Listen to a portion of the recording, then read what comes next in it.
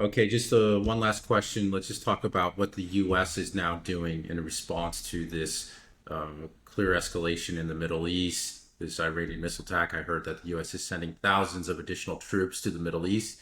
Can you speak on that? What is their objective, and what impact will this have on the conflict? The I saw the headlines are to stabilize the Middle East. Is there any way that this will help stabilize anything? What are your thoughts on our Yeah, I involvement? Or should America be going there to defend Israel? We'll just start with that. Should Yeah, America well, be of going course, there? yeah, no, of course we shouldn't, and we should. We again, this is something that we could end tomorrow if we just finally said no to Israel, but we can't. Well, we can, but our leaders will not. They're beholden to that. I think sometimes they're just really, as we've talked about earlier, they're pissed off. Nobody likes being bossed around by, you know, by by another power. Especially a lesser power. I don't know if this has ever really happened in the history of the world. I can't imagine that it really sits well with people in the administration. With Lloyd Austin. Lloyd Austin, for example. Yeah, that's I was going to give him as an example. They probably really are ticked off, but they always come out. You hear reports of them shouting at the Israelis, and over the phone. And I think a lot of those reports are true, but it doesn't seem to matter. They just know that well, we have to obey them no matter what, and it's an absurd state of affairs, but it's real. It's just that, especially in this election time, it's like you don't dare cross Israel.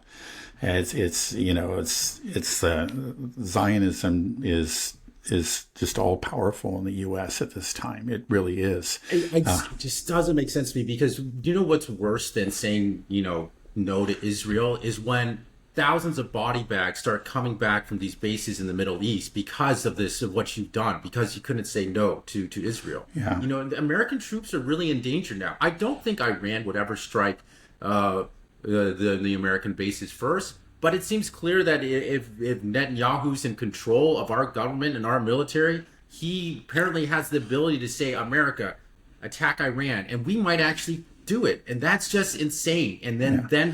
Right. all Well, these bases will be right. wiped out. Yeah. Thousands Yeah. of American, men and women will be killed in the Middle East because of this madman, and that's not politically savvy. If you're Biden, like your base, the Democratic base, is much more sympathetic to the Palestinian cause.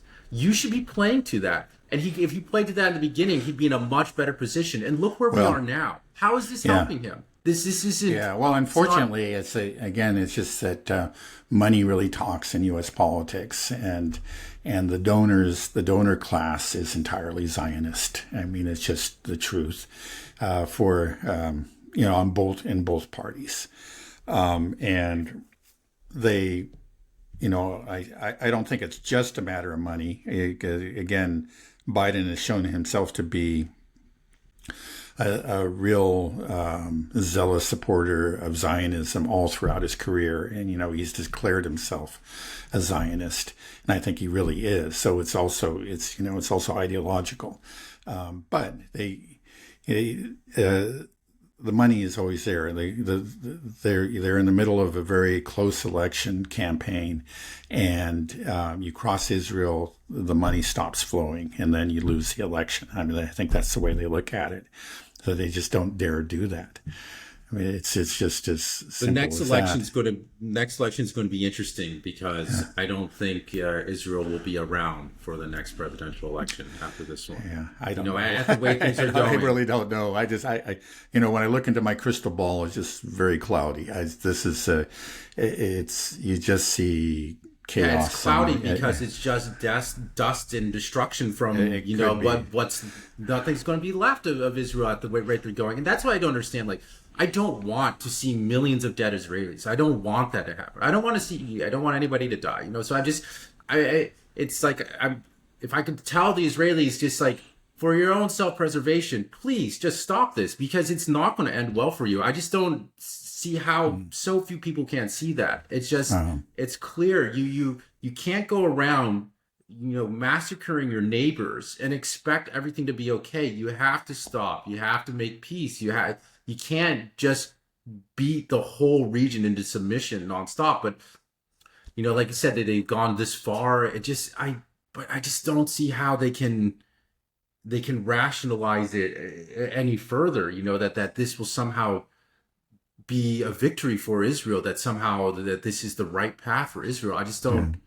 I don't see it. I don't see how You they don't can see see it, it. they see it. I mean, that's the thing. It's just that they're fully committed to this vision, and they've fully committed to this, this military, this violent course that they're on. It's just there are no signs that there is any significant force within Israeli society, and even less so within Israeli politics, to counter this. They're all committed to it. And when people, they have war fever, they stop thinking rationally. It's just the truth. You would think we standing on the outside, we can analyze it.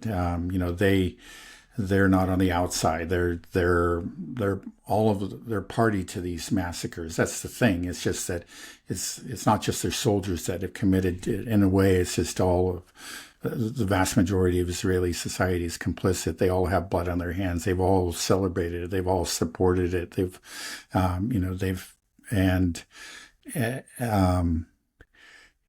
People aren't entirely rational creatures. They get into a fight. They get blood on their hands. They stop thinking rationally.